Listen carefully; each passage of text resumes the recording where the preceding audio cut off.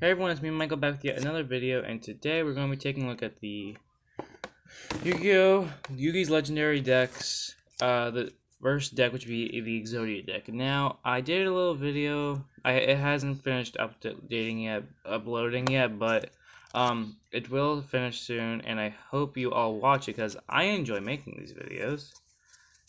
So, I hope you guys will enjoy watching.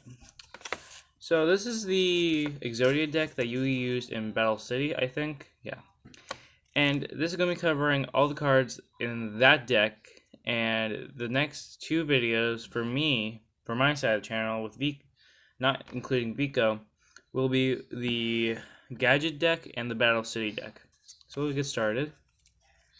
Now, I'm sure you all are very familiar with the Exodia cards. If you're not, have you been living under a rock for the past few years? I don't know. So these cards don't technically have an effect, but if you acquire... Oh, yeah, they did. Alright, the Exodia the Forbidden One effect. If you have right leg of the Forbidden One, left leg of the Forbidden One, right arm of the Forbidden One, and left arm of the Forbidden One, in addition to this card, in your hand, you win the duel. Busted much? So basically what it's saying is if you have all the Exodia cards in your hand, all of these cards in your hand, and it's true and you're not bluffing about it, you win the duel automatically. There are cards to search out these specific type of cards, and there are also support cards for it and different like Exodia cards. We could cover those in a future video if I have them. Maybe. Next card. Dark Magician Girl. Dark Magician Girl's effect.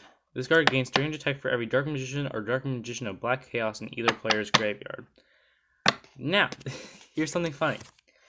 When Dark Magician Girl first came out, the Magician of Black Chaos wasn't even released yet, so part of that card's effect was completely useless. Continuing on, we have the Dark Magician does not have an effect. Yugi's Ace Monster, though. Remember that. We have Black Luster Soldier Envoy of the Beginning. This card has three... Alright, let's get ready to read this effect. One of the longer ones. Cannot be normal summon or set. Must first be special summoned from your hand by banishing one light and dark monster from your graveyard. Once per turn, you can activate one of these effects. Target one monster on the field, banish that target face up. This card cannot attack during the turn this effect is activated. Second effect, if this attacking card destroys an opponent's monster by battle, after damage calculation, you can make a second attack in a row. So you can basically OTK your opponent right there. Actually, no, you can't. I need to remember that the actual show and the real life differ, because in the show you only have 4,000 life points, but in real life you have 8,000. So next card is Black Luster Soldier. It's the ritual version of the one we just went over, and this one does not have any effects. Next one, Kuriboh. We should all know this by now, but I'll go over it anyway. During your opponent's turn, at damage calculation, you can discard this card. You take no battle damage from this battle. This is a quick effect, so basically means it has to happen really quickly. Next one, Mammoth Graveyard is a dinosaur card. But it does not have an effect. Giant Soldier's Zone, same thing. It's a rock. Oh wait, I forgot to show you the Mammoth card. Whoops, I'm sorry. Mystical Elf does also not have effect, but has 2,000 defense points. That's pretty good considering it's a level 4 monster. Griffor. Okay. So this monster is meant to defend, but it's not very good at its job. We have Beaver Warrior. It's another level 4 monster. It's literally, I think, Sonic the Hedgehog, but in his suit of armor. We have Feral Imp. This card, I need to rewatch the whole series over again, or from where, you know. Okay, just to let you know, most of the cards, except for one, do not have effects. So we have the Winged Dragon Guardian of the Fortress. This number 1. Can't forget that. It's very important. It's we have Celtic Guardian.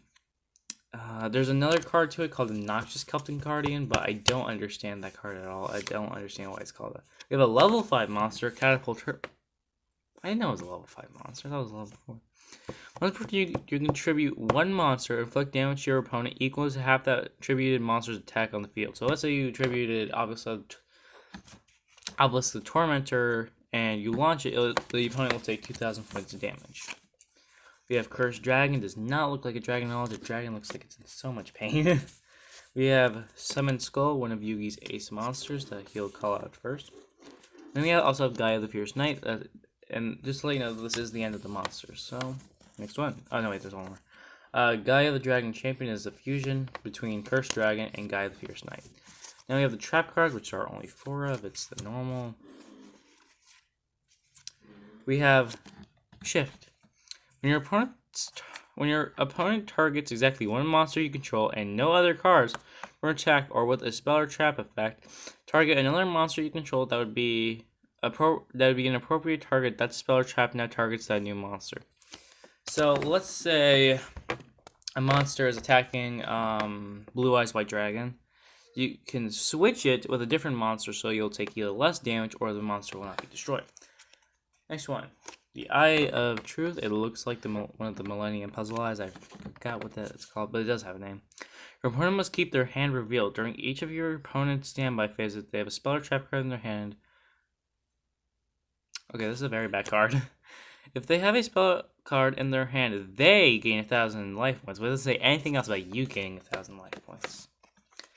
And now you have Magical Hats. This one is probably the most difficult to understand, but I do understand it. Alright, during your opponent's battle phase, choose 2 spell cards from your deck and one monster you control, special summon them as normal monsters. Attack 0, defense. Attack 0, defense 0, and face down defense positions. Then set the chosen monster. If it is face up and shuffle them on the field. Then 2 cards chosen from your deck are destroyed at the end of the battle phase. It cannot remain on the field except during this battle phase. Okay, it's basically saying you get to choose 2 spell cards from your deck and put them down as monsters, and your opponent has to, and then you shuffle them. I guess I don't really understand. I'm done. Alright, next one, Mirror Force. This card you should know, but let's say you're attacking a monster. I can flip it up, and the attack will be canceled, and all other monsters on the opponent's field are destroyed. Alright, next one, our spell card. We have Blackluster Ritual. I think you pretty much know what you need. This card is used to ritual summon Blackluster Soldier. You must also tribute monsters from your hand or field whose total levels equal 8 or more. So let me put it this way: Stardust Dragon and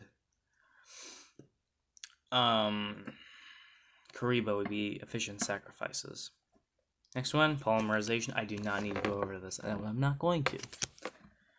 We have Makiyu, the Magical Mist. This card was used once in the whole series, I actually think. Target one Summoned Skull or Thunder-type monster you control. Destroy all monsters your opponent controls with defense less than or equal to the attack of the monster. You cannot conduct your battle phase the turn you activate this card. So it's basically destroy all of the monsters on your opponent's field, but you can't attack. Next one, Detonate. Oh boy. Alright, this is what it looks like. Detonate. Destroy as many Karibo and Karibo tokens you control as possible, then destroy cards your opponent controls up to the number of Karibos and Karibo tokens destroyed by this card, or this effect. Next one, Multiply. Tribute one face of Karibo, special summon as many Karibo tokens, Fiend, type, Dark, level 1, attack 300, defense 200 as possible in defense position. These tokens cannot be tributed for tribute summon. Well, then what other point besides Detonate would you need for that card? Oh, flip. Okay, Burning Land. Now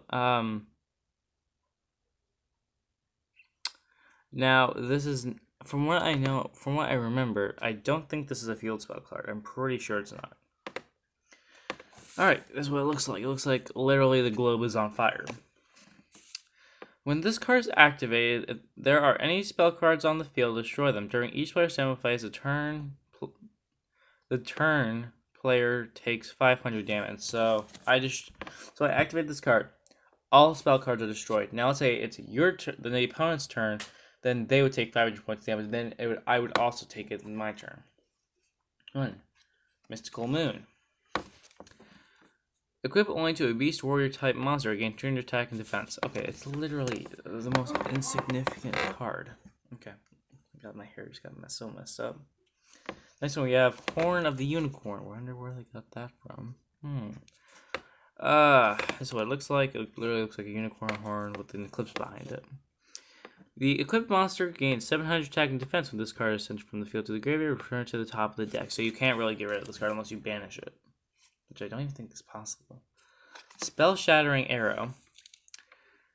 Destroy as many face-up spell cards your opponent controls as possible, and if you do, inflict 500 damage to your opponent for each one. It only says each, so... We have Monster Recovery. I'm assuming, just right off the top of my head, without even looking at it, I'm pretty sure this brings either cards to your hand or to the field from the graveyard. This is what it looks like. It looks like a card getting a black hole in it. Target one monster you control that is owned by you. If that monster is still on the field, shuffle it and your entire hand into the deck. Also, after that, draw cards equal to the number of cards you shuffled from your hand into the deck. By this effect, you cannot activate this card if you have a card in your hand that is owned by your opponent. I was completely wrong. Brain Control. I don't even remember when Yugi used this. Oh, no, wait. I think it was when he first met Pegasus. I may be wrong. Pay 800 life points to target one face-up monster your opponent controls. Take control of that target until the end phase. So it's not even permanent. Mystic Box. I don't remember when he used this. Okay, whatever. Alright, this is what it looks like. Target one monster your opponent controls, and one monster you control. Destroy the first target, then give control of the second target to your opponent. So it's basically, let's say there are two Dark Magicians on the field. You put both of them in the Mystic Boxes. You destroy one, but give the other one to your opponent, so there's no point. Swords of Revealing Light. Honestly, this is probably one of the best cards in this deck. Alright, this is what it looks like. Flip all monsters your opponent controls face up. This card remains on the field for 3 of your opponent's turns. While this card is face up on the field, your monsters your opponent controls cannot declare an attack. That means all of them, even the new 7 ones. The next one is Monster Reborn. I don't think I need to tell you what this does, but I will. Target one monster in either player's graveyard, special summon it. Alright, and that's all of the cards for this deck. Now I will be making another one. Do not worry, you can't get rid of me that easily. So that was all of Yugi's Exodia deck, because Exodia is on it. So I hope you enjoyed. Remember, check this out. I'm pretty sure, even though I just made it like 5 seconds ago. I'm pretty sure I described what the name of the box and what it looked like to you guys. So if you want to buy it, go check out that video. Anyway, this is Michael exiting a video. Goodbye.